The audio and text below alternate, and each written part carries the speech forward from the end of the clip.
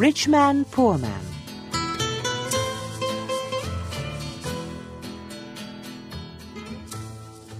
Chapter 1. A Letter for Adam. One day, a postman came to my village. The postman brought me a letter from my son, Saul. "Is your name Adam?" the postman asked. "Yes," I said. "I've got a letter for you." The postman read the envelope. "Adam of the village of Minta." "A letter for me? Who is it from?" I asked. The postman looked at the envelope again. "From Saul," he said. He gave me the letter and walked away. "Martha! Martha!" I called to my wife. "Come here! We have a letter from our son Saul." Martha came out and looked at the letter. She was excited, but she was also worried. "A letter from Saul?" she said. "Is he alive and well?" "I'm going to find the school teacher. He can read the letter." There was no school 50 years ago, so I cannot read or write. I live in a small village. The only work is farming. My only son, Saul, left the village 2 years ago, and my 3 daughters are married. Saul is making a lot of money in a foreign country. Martha and the schoolteacher came back. A lot of other people came. Everyone wanted to hear my letter. The schoolteacher opened the envelope and read the letter.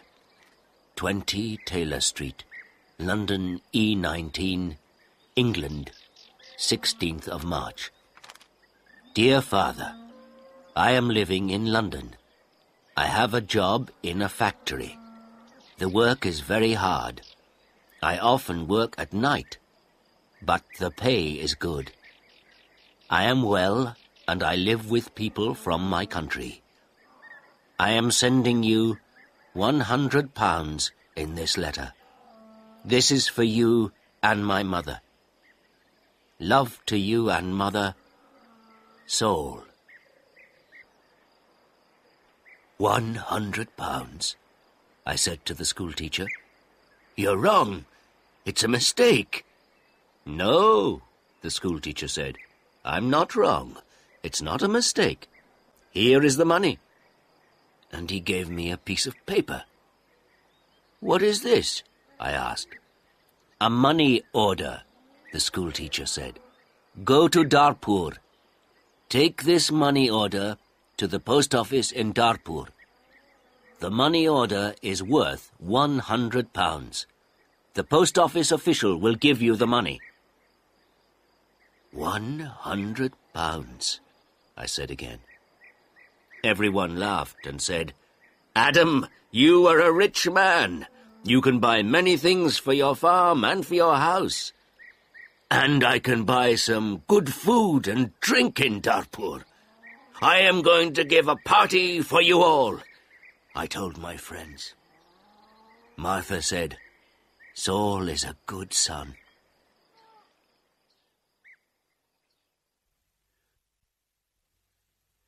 That evening, the village people talked about the money order and my money. Martha and I also talked about the money. We needed many things for the farm.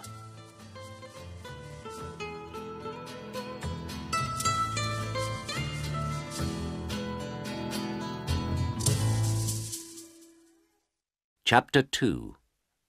Adam goes to Darpur. The next morning, I got up very early. It was dark, and everyone was asleep, but I was going to Darpur. I washed and dressed carefully. I put on my best clothes, and I carried my best stick. I put the money order carefully in my pocket, and I said goodbye to Martha. I walked 10 miles to the main road. I sat down at the main road and ate my breakfast. I waited for the bus. I waited for 2 hours. Then the bus came, and I got on.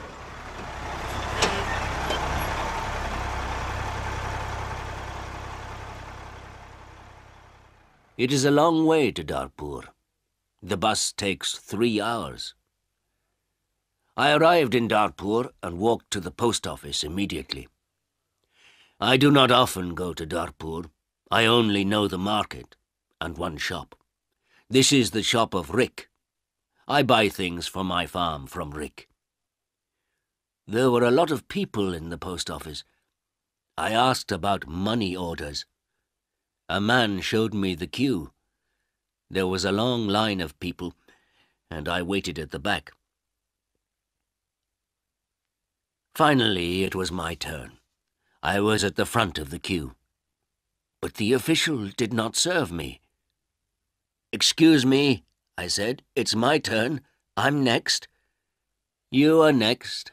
Old man, I'm very busy," the official said. "Look at my papers. Look at all these people. I am very busy, and you must wait." So I waited. Finally, the official looked at me. "What do you want?" he asked.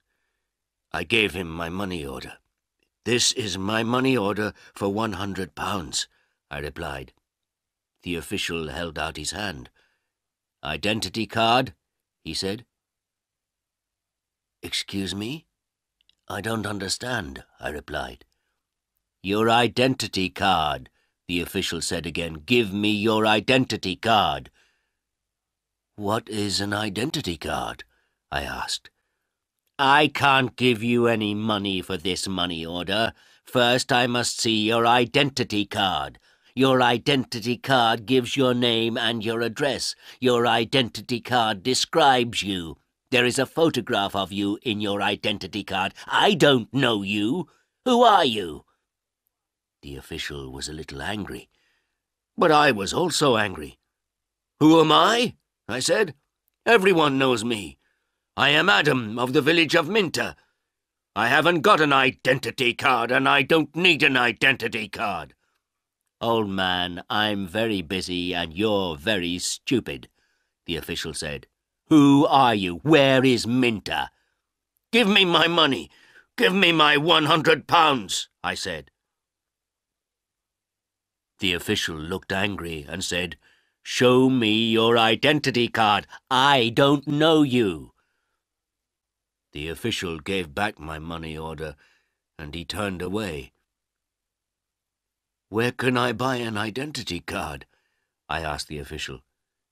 He did not speak to me. He did not answer.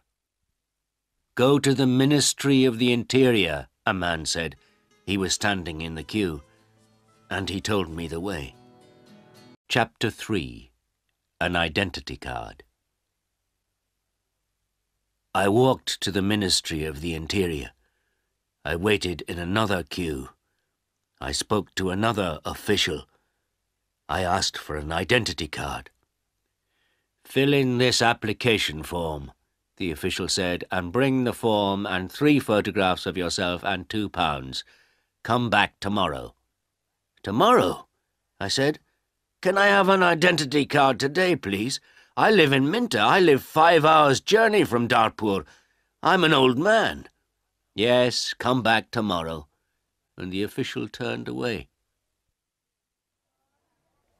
I walked away from the Ministry of the Interior. I walked to the market. At the market, I looked at everyone. I was looking for a man from my village, but I could not find a villager. So then I walked to the shop of Rick. I spoke to Rick. "I want an identity card," I told him, "but I need 3 photographs of myself." "I see you need some photographs." And he showed me the way to a photographer. I found the house. The photographer was asleep, but he came to me quickly. The man's clothes were dirty and he looked tired. "I need an identity card," I said. "I want 3 photographs of myself." "Yes, you want 3 photographs of yourself," the photographer replied, "and I take very good photographs. Come and see my camera." We walked into his room. In the middle of the room was a large camera. "This is the best camera in Darpur. This camera is very, very good," the photographer said proudly. "I've never seen a camera," I said. "I don't know about cameras. Hurry up and take a photograph of me." "Please do not hurry me, old man," the photographer said. "I am an artist." And he gave me a mirror and a comb. "I don't want a mirror. I don't want a comb. Please take my photograph. I'm going to Minter this afternoon, and I'm in a hurry," I said. "Yes," he said, "but first the price. This is the best camera in Darpur, and I'm the best photographer. 3 photographs will cost you £2.50. £2.50? And I laughed. £2.50, and pay me now, please," the photographer answered. I did not know the price of photographs. What could I do? Then the photographer said, "You're an old man. For you, the price is £2. So I gave him the money, and he took the photographs. "Come back tomorrow morning," he said. "I want my 3 photographs now, immediately," I said. "Don't be stupid," the photographer said. "Photographs take 24 hours. Come back tomorrow." What could I do? So I said, "Yes, tomorrow morning." "Good," said the photographer. "Now go. I have a lot of work. I'm very busy." I went back to the bus station. I sat on the bus for 3 hours. I walked 10 miles back to my village. It was night time, and I was very tired. Martha and my friends were waiting for me. "Where is the money?" Martha asked. "I have no money. I cannot change the money order. First I must have an identity card." And I told Martha everything. "Tomorrow I am going to Darpur again," I said. Then I did not talk again. I was very tired, and it was late at night. I lay on my bed, and I slept.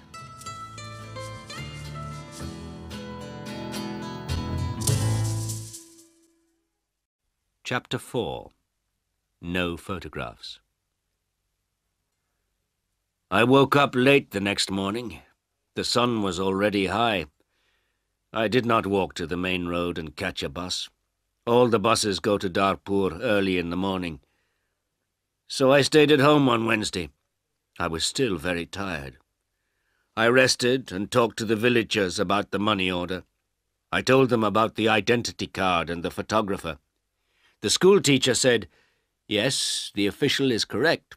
In a post office, you always show your identity card." The school teacher filled in my application form for an identity card. Application form for identity card. Name, Adam Jamai. Address, village of Minter. Age, 72 years. Place of birth, village of Minter. Occupation, farmer. Color of eyes, brown. On Thursday, I travelled to Darpur again. I walked to the main road, and I caught a bus. In Darpur, I walked to the house of the photographer. I knocked on the door of the house. No one came to the door.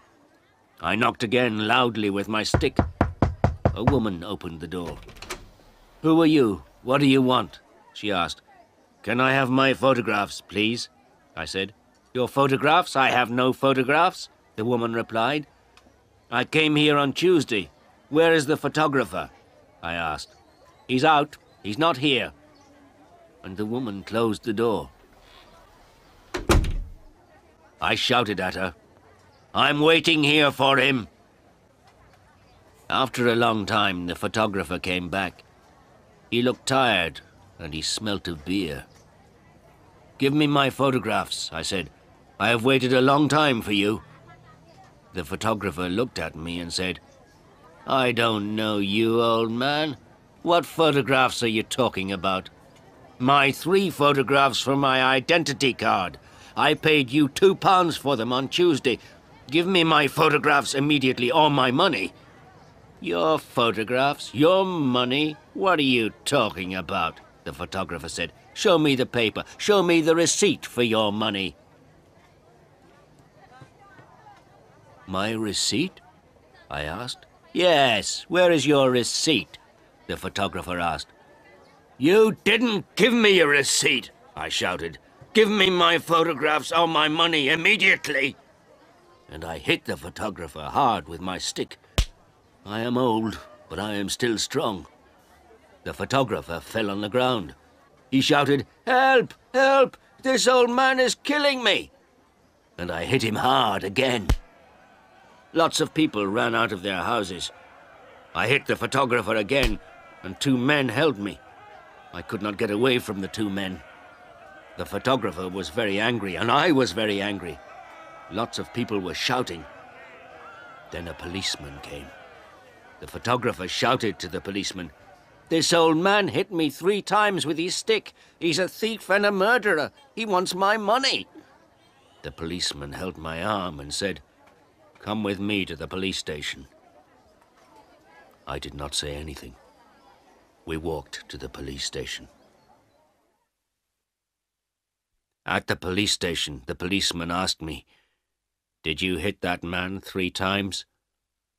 "Yes," I said. "He didn't give me my photographs." "Show me your identity card," said the policeman. "I am Adam of Minter Village," I replied, "and I haven't got an identity card." "Old man," said the policeman, "go back to your village. Don't come here and fight. Keep out of Darpur." And he pushed me into the street.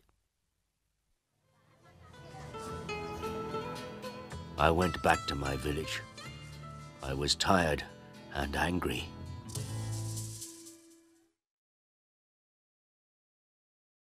Chapter 5. Adam changes his money order. Next day I told my story to all the villagers. The villagers were angry. Martha was very unhappy. She said, "Saul is working very hard. He is sending money and we can't have the money. What are we going to do?" I did not know. Then in the evening the schoolteacher came to my house again. "Adam, perhaps I can help you," the schoolteacher said. "Here is a letter to Mr. Sheth." "Mr. Sheth?" I said. "Who is he?" "He's an important man in Darpur, and he's a friend of my wife's cousin," replied the schoolteacher. "This letter is to Mr. Sheth. The letter is about your money order. Perhaps he can help you." I took the letter and thanked the schoolteacher. So I travelled to Darpur again on Saturday for the 3rd time. After a long time I found Mr. Sheth's house. The door was opened by a tall man. "Can I see Mr. Sheth?" I asked. "And who are you?" the tall man asked. "I have a letter for Mr. Sheth," I replied. "I see. Can I have the letter, please?" And the tall man held out his hand. "The letter is here," I said, and I took the letter out of my pocket. "But I must see Mr. Sheth." "Many people want to see Mr. Sheth," the tall man told me. "He is a very busy man and a very important man. Mr. Sheth is not here at the moment, but give me your letter and Mr. Sheth will read it later." I gave the tall man the letter. Then I waited. Later, a large black car came, and a man went into the house. A long time later, the tall man opened the door again. "Come in now, please, and follow me," he said. I followed the tall man. We went into a large room with fine carpets and big chairs. Another man was in the room. He was drinking. "This is Mr. Sheth," said the tall man. "I am Adam of Minter Village," I replied. "Yes, I know," said Mr. Sheth. "Thank you for the letter. I hope I can help you. I like to help people. Please, sit down." Mr. Sheth smiled. His clothes were new and smart. "Thank you," I said. "Can I see the money order, please?" Mr. Sheth asked. I took the money order out of my pocket. By now, the money order was dirty and looked very old. I gave it to Mr. Sheth. "This money order is for £100, I said. "My son sent it from a foreign country." Mr. Sheth unfolded the money order and looked at it. "You can't change this money order," he said. "This money order is not worth £100. This money order is worth nothing." "Worth nothing? Worthless?" I asked. Then Mr. Sheth looked at the money order again. "Yes, worthless. Your son does not understand about money orders. This money order is not correct for our country," Mr. Sheth said. Then he looked at the money order again and said, "And this money order is also old. It is out of date." I said nothing. Mr. Sheth gave me the money order back. Then Mr. Sheth smiled and said, "I am very sorry. You are an old man. You came a long way from your village. What can I give you to eat and drink?" I was not hungry, but Mr. Sheth went out of the room. Then he brought me some coffee and some cakes. I drank my coffee. "Old man," said Mr. Sheth, "I like to help people. I am a rich man. Give me your money order." I gave my money order to Mr. Sheth. "Yes, this money order is worthless," he said again. "But I am going to help you. I am going to change this money order for you. I am going to give you some money." Mr. Sheth went out of the room. I felt very happy again. After a few minutes, the tall man came into the room. He gave me an envelope. "This is from Mr. Sheth. You can go now," the tall man said. I went out of the house. I walked along the road to the bus station.